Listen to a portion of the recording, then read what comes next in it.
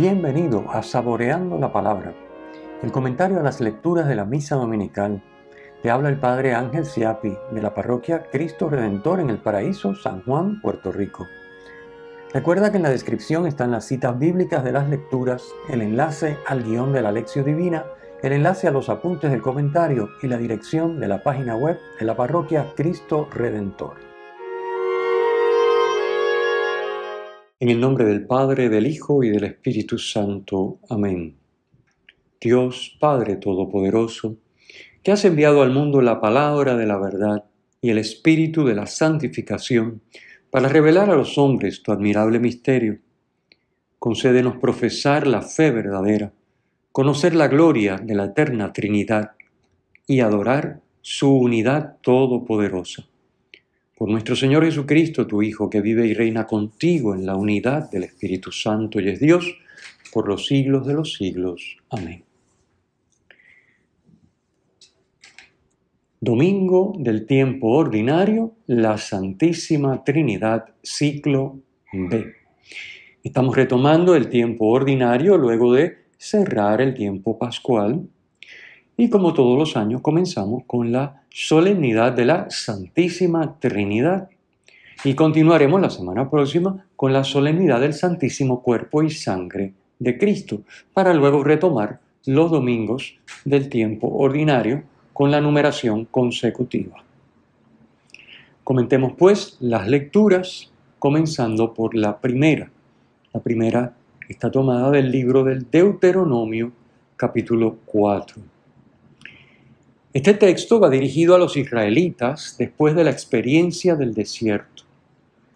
La argumentación busca convencer de que el Señor es Dios y no hay otro fuera de Él. Contemplando la historia universal desde la creación, desde el tiempo, y desde un extremo al otro del cielo, desde el espacio, nada se compara a lo que Dios ha hecho por su pueblo. En específico se recuerdan las dos grandes acciones de Dios: la teofanía del Sinaí, versículo 33, y la liberación de Egipto, versículo 34. De esto se deduce que no hay Dios que se pueda comparar con el Señor, quien es el único Dios.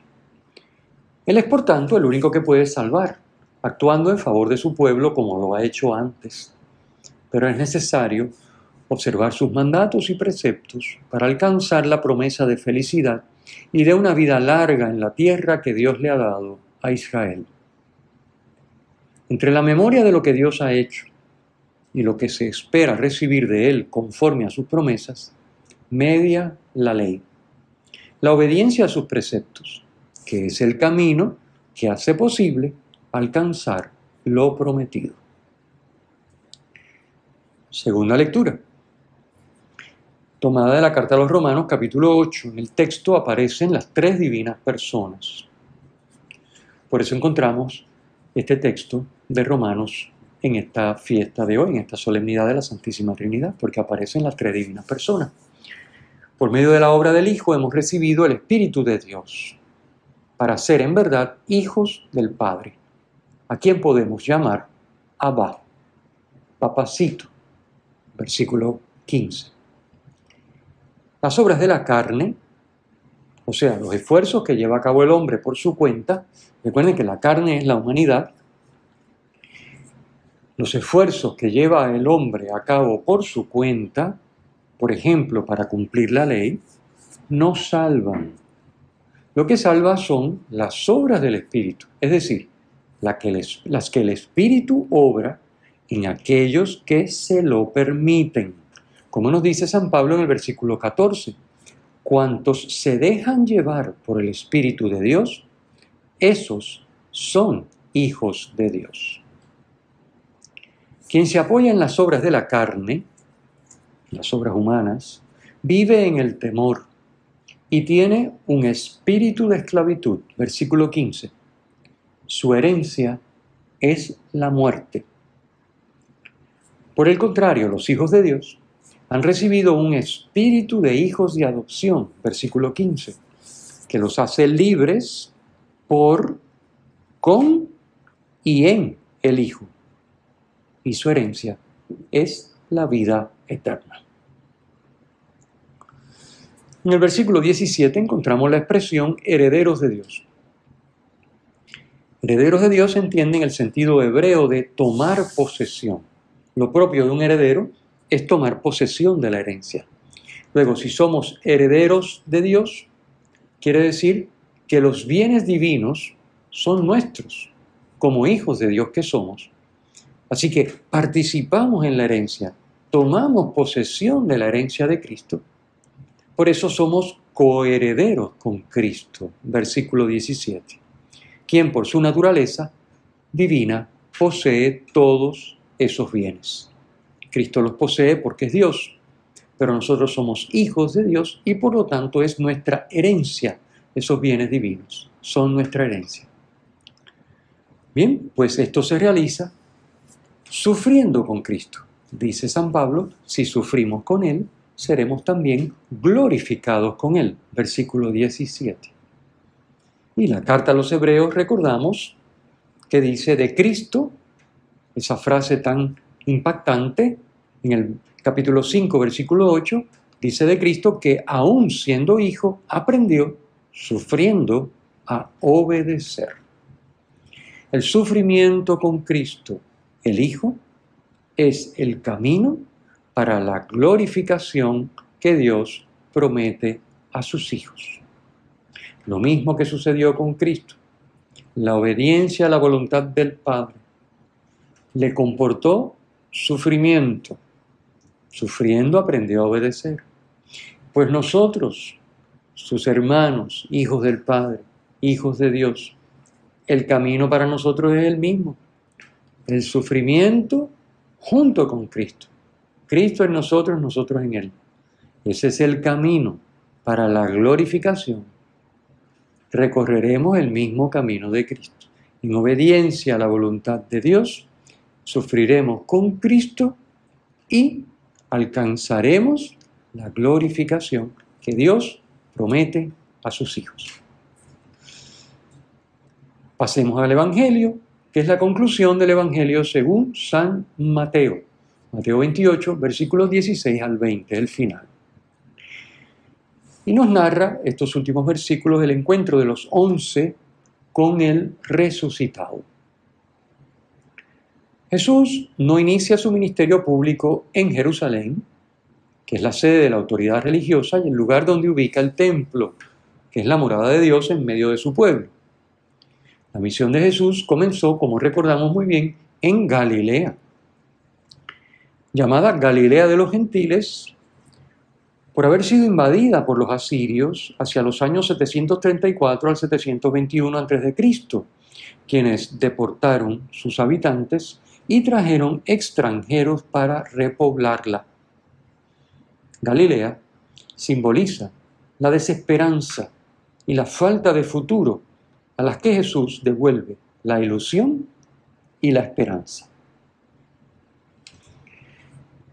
Allí es donde se cita Jesús con los discípulos luego de la resurrección. Allí es donde tiene lugar este final del Evangelio de Mateo, en Galilea. En la Biblia, el monte es el lugar de la presencia de Dios y de su revelación. En un monte Yahvé entregó la ley a Moisés. En el monte Galilea Jesús proclamó el discurso de la montaña. Primero de los 5 grandes discursos en los que San Mateo reúne las enseñanzas de Jesús sobre el reino de Dios. En un monte también Jesús se transfiguró. Pues bien, en un monte, hoy, en Galilea, comienza la misión de los 11. Antes de su ascensión, Jesús convoca a los 11 a Galilea, al monte que Jesús les había indicado. Versículo 16. Y desde allí los envía a todos los pueblos. Versículo 19. Galilea marca el contraste con Jerusalén, como ya hemos dicho, que era el centro del poder religioso. Para San Mateo, también la misión de la Iglesia, como la de Jesús, comienza en Galilea. A partir de la resurrección y ascensión, la misión de Jesús ahora continúa en la misión de su iglesia, que tiene como destinatarios a todos los pueblos. En los versículos anteriores de este mismo capítulo, los 11 al 15, versículos 11 al 15, las autoridades religiosas en Jerusalén sobornan a los soldados que estaban vigilando el sepulcro para que digan que el cuerpo de Jesús fue robado por sus discípulos. Recordamos esto. Las mismas autoridades que acusaron a Jesús falsamente de ser un rey político, opuesto al poder del César. Para San Mateo, Jerusalén representa el ámbito de la mentira. Galilea, por contraste, simboliza la verdad de Dios revelada en Jesucristo. Como dice el versículo 20, todo lo mandado. Lo mandado es la voluntad de Dios, revelada, manifestada en su Hijo Jesucristo. En Jerusalén no hay nada que buscar. Es necesario, por tanto, un nuevo comienzo. Resaltan claramente los 4 todos de este texto de hoy, de este Evangelio. Todo poder, todos los pueblos, todo lo que os he mandado y todos los días. El versículo 18 dice, se me ha dado todo poder en el cielo y en la tierra. La voz pasiva, se me ha dado, se emplea por respeto a Dios para no mencionar su nombre. Es una manera semita de expresar que Dios le ha dado todo poder. Se trata de poder en el sentido de autoridad, o sea, algo intrínseco que es parte de su ser. No de potestad, que es algo que se le confiere a la persona y que ésta ejerce. Jesús no ha recibido el poder del Padre como algo que se le entregó para que él ejerza, sino como algo que le pertenece porque es Dios, algo intrínseco que es parte de su ser. Por eso es autoridad lo que ha recibido y no potestad. La potestad que las autoridades religiosas ejercen sobre el pueblo queda sustituida por la autoridad propia de Dios que se manifiesta en Cristo con su resurrección. Con la resurrección, Dios ha mostrado el valor universal que tiene Jesús. Todo ser humano puede ser su discípulo. El cielo y la tierra significan todo. Para el judío, el cielo y la tierra es todo, la creación entera. El evangelista hace constar la dificultad de los apóstoles para aceptar la resurrección del Señor. Dice en el versículo 17, ellos se postraron, es decir, los 11, pero algunos dudaron. La postración es un gesto de adoración. La misión de los 11, de la Iglesia, es una misión universal y consiste en hacer discípulos a todos los pueblos, bautizándolos en el nombre del Padre y del Hijo y del Espíritu Santo, enseñándoles a guardar todo lo que os he mandado, como dicen los versículos 19 y 20. El discipulado es vivir en estrecha relación personal con Cristo Maestro. A diferencia de los rabinos de su época, para Jesús, la doctrina está supeditada al seguimiento de su persona, a compartir su proyecto de vida. Recordemos una vez más que bautizar significa sumergir y que el nombre es el ser y el obrar de la persona. Por lo tanto, bautizar en el nombre del Padre, del Hijo y del Espíritu Santo significa sumergir en la Trinidad. Como hemos apuntado anteriormente, el bautismo exige catequesis para que el sacramento se haga vida poniendo en práctica todo lo que enseñó Jesús. Jesús es bien claro. Poniendo en práctica todo lo que Él ha enseñado, enseñándoles a guardar lo que os he mandado. El bautismo solo no es suficiente, si bien es necesario, indispensable, pero un bautismo administrado en un vacío donde no hay fe, donde no hay catequesis, donde no hay vida en comunión con Cristo, es un contrasentido. El bautismo exige que se dé una catequesis que ayude a la persona bautizada a crecer en la fe, de modo que ese bautismo se haga vida, de modo que esa fe se haga vida y que viva entonces su bautismo como se supone, sumergido en la Trinidad. Así evitamos que el bautismo se convierta en un rito vacío, desvinculado de la vida, como pasa lamentablemente muchas veces. La manera de sumergirse en Dios luego de recibir el bautismo es viviendo en su voluntad. No nos convertimos en discípulos solo por el hecho de estar bautizados, sino por estar bautizados y vivir en la voluntad de Dios. De ahí que sea indispensable, como vengo diciendo, la catequesis y el acompañamiento en la fe de la persona que se bautiza. Notemos la palabra nombre usada en singular para referirse al Padre, al Hijo y al Espíritu Santo. ¿Por qué?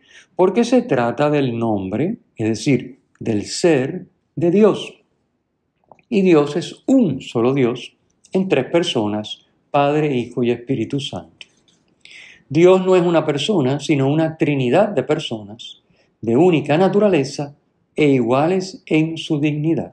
Así nos lo dice el prefacio con el que rezamos en la liturgia de esta solemnidad. Dios con nosotros, el Emmanuel, que nos presentaba Mateo en el capítulo 1, versículo 23, nos confirma en el versículo 20 de este capítulo último del Evangelio, capítulo 28, nos confirma que yo estoy con vosotros todos los días hasta el final de los tiempos. Es decir, el Dios con nosotros no es Dios con nosotros mientras estuvo entre nosotros, es Dios con nosotros hasta el final de los tiempos. Después de su resurrección y ascensión, Jesús trasciende el tiempo y el espacio y vive en el eterno presente, en el hoy de Dios. En ese hoy, Él está vivo y presente a todos los tiempos y lugares hasta el final de la historia. La Iglesia tendrá que llevar adelante la misión en medio de sufrimientos y persecuciones, pero Jesús nos asegura que está todos los días con todo poder en su Iglesia para que todos los pueblos puedan alcanzar la salvación viviendo todo lo mandado por Él. El Señor esté con ustedes y con tu espíritu. La bendición de Dios Todopoderoso, Padre, Hijo y Espíritu Santo, descienda sobre ustedes y les acompañe siempre. Amén. Si te ha gustado, usa el enlace para compartirlo con tus amigos.